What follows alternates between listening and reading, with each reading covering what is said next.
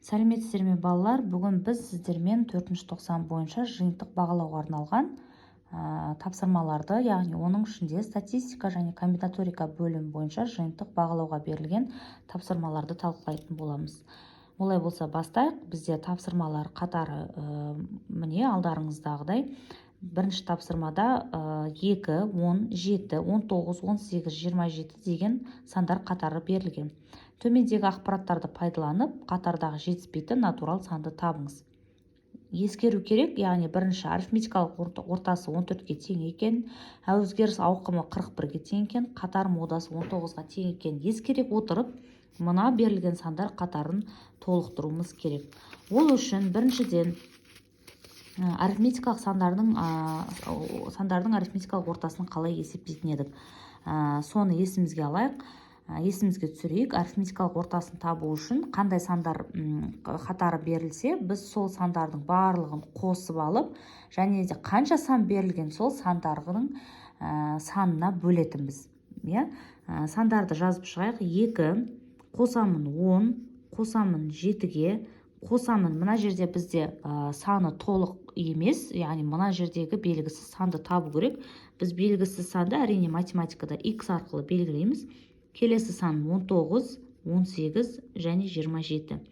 Оның барлығын бөлемін қаншаға есептейміз? 1, 2, 3, 4, 5, 6, 7, яғни бөлемін 7-ге тең болады. Бізде бірақ арифметикалық ортасы белгілі.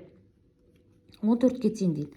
Сонда барлық сандарды қосқан кезде теңдігі 14 шығатындай, мына x-тің орнына қандай санды қоюым керек? Соны біз дәлелдейміз. Так, 17, 17, 19, 19-ға 19 қоссақ 38, 38-ге 18 қоссақ 56, оған 27-ні қоссақ 83. Қосамын x бөлімінде 7 тең 14-ке. Яғни бізде пропорция, пропорцияны біз жақсы білеміз. 14-тің бөлімінде 1 бар деп есептейміз. 7 көбейтіледі 11-ге, 14-ке, ал 1 көбейтіледі 83 қосылған x-ға көбейтіледі. Сол үшін біз бірінші оны істейміз, теңдеуге келтіріп аламыз. Тең 14-ті 7-ге көбейтсек 98, x-ті табу үшін, яғни 98-ден 83-ті алам. Белгісіз саным сонда 15. Демек, мына x-тің орнына 15-ті қойған кезде сандардың қосындысы және оны сол 7-ге бөлсем 14 шығатын біз дәлелдедік. Өзгеріс ауқымы дегеніміз не еді? Өзгеріс ауқымы дегеніміз ол қатардағы ең үлкен саннан ең кіші санды азайтқан кезде шығатын сан мәні.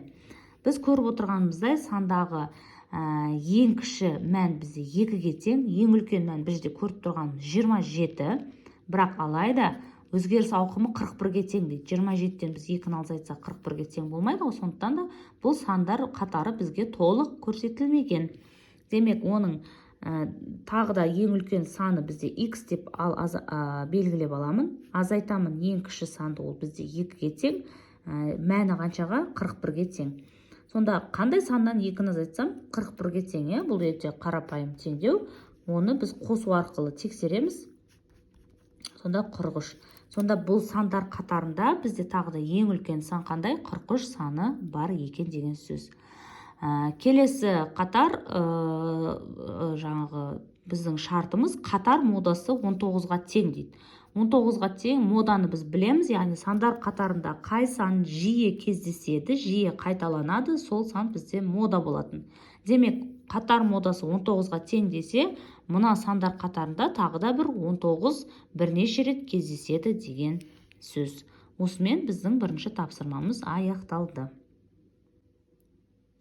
Екінші есепте, берікте әртүрлі түсті 2 бейсболка, 4 футболка және 2 джинсы бар.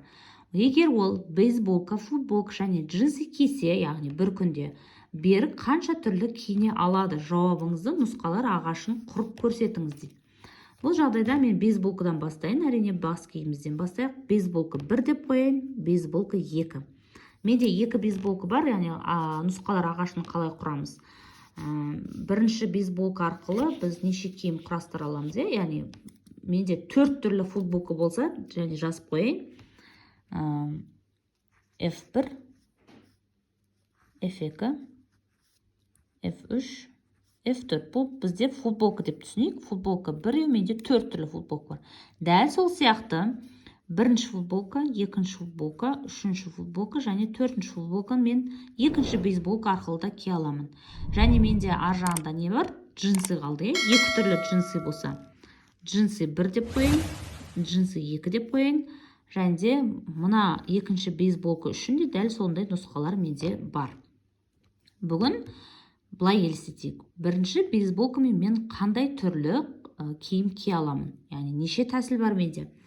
Бірінші бейсболкамен мен бірінші футболканы кие аламын. Сонымен бірінші футболкамен бірінші джинсыды да кие аламын. Дәл сол сияқты екінші джинсыды да кие аламын ғой. Сонда менде бірінші бейсболкамен, бірінші футболкамен, бірінші джинсымен немесе екінші джинсыды кию арқылы менде неше тәсіл бар? Уже 3 тәсіл бар. Әр футболкамен де дәл сондай тәсілдер бар демек сөз. Екінші футболканы да дәл сол сияқты бірінші джинсыды да, екінші джинсыды да кие аламын.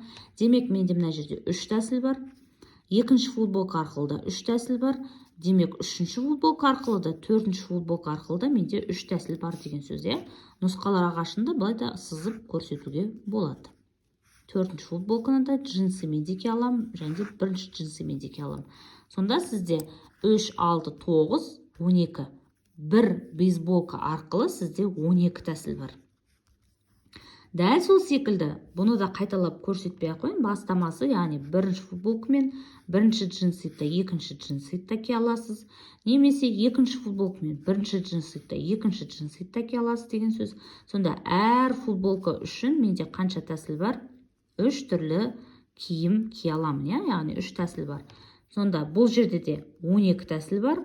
Сонда барлығы қанша тәсіл бар деген сөз? Берікте 24 тәсіл. 12-12-ке қоссақ 24 тәсілі бар деген сөз. Ары қарай жалғастырайық. Үшінші есеп. Пойыз жолдың 180 километрін 36 километр сағат жылдамдықпен жүріп өтті. Бірден оқып отырып мен есептің шартын жазып отырайын, құрып отырайын. Яғни S1 біз расстояние дейді ғой, ара қашықтықты біз S-пен белгілейміз. 180 километрді қандай жылдамдықпен жүріп өткен? 36 километр сағатпен. Екінші бөлігін 100 километрді 40 километр сағатпен. Дәл сол секілді S2 менде 100 километр қандай жылдамдықпен жүріп өттім? 40 километр сағатпен деп елестетейік. Енді жолдың үшінші бөлігін, яғни S3 85 километрді қандай жылдамдықпен жүріп өтті? 30 километр сағатпен жүріп өтті. Жолдың барлық бөлігіндегі пойыздың орташа жылдамдығын табыңыз дейді. Пойыздың орташа жылдамдығын табу үшін біз не істейтін едік? Барлық S-терді, яғни ара қашықтықтарды қосамыз, яғни ол нешеу болса сонша қосамыз, бөлеміз неге? Уақытқа, уақытқа бөлеміз. Бірақ өзі жылдамдықты табудың формуласы ара қашықтықты уақытқа бөлетіміз. Бірақ бізде не жоқ? Уақыт жоқ. Мұны формулаға қою үшін бізде уақыт жоқ. Демек, әр жолдың бірінші, екінші, үшінші бөлігі үшін мен уақытты тауып аламын. Бірінші уақыты, яғни S1-ді бөлемін V1-ге. 180 километрді бөлеміз 36 километр сағатқа. Километр мен километр қысқарады, 180-ді 36-ға бөлсек 5, яғни 5 сағат қалды. Бізде өлшем бірлік сағат. Уақытты біз сағатпен өлшейтімізді жақсы білеміз. Екінші уақыт дәл сол секілді S2-ні бөлемін V2-ге. S2 менде 100 километрді бөлемін 40 километр сағатқа.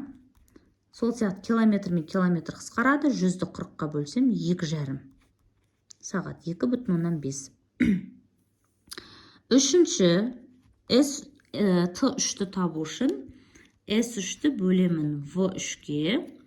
Яғни бізде S3 75 километрді бөлемін 30 километр сағатқа. Километр мен километр қысқарады, 75-ті 30-ға бөлсем тағы да 2,5, яғни 2,5 сағат қалды. Міне мен уақытты таптым. Енді жаңағы берілген V орташа жылдамдықты табатын формулаға қойсам болады. Тең S1 бізде 180. Қосамын, енді өлшем бірліксіз жаза берейін. 100, үшіншісі 75. Уақытым менде 5 сағат, бірінші уақытым, екінші уақытым 2,5 сағат, үшінші уақытым да 2,5 сағат тең. Яғни 180-ді 100-ге қоссақ 280, оған 75-ті қоссақ 355. 355-ті бөлеміз, 2,5-ді қоссақ 5, 5-ке 5-ті қоссақ 10. 355-ті 10-ға бөлсем 35,5, просто үтірді алға жылжыта салам. Сонда міне В орташа жылдамдығы 35,5 км сағатты құрайды екен. Міне осындай реттілікпен үш есебімізді де талқыладық. Осы реттілікпен шығарылады. Назарларыңызға рахмет.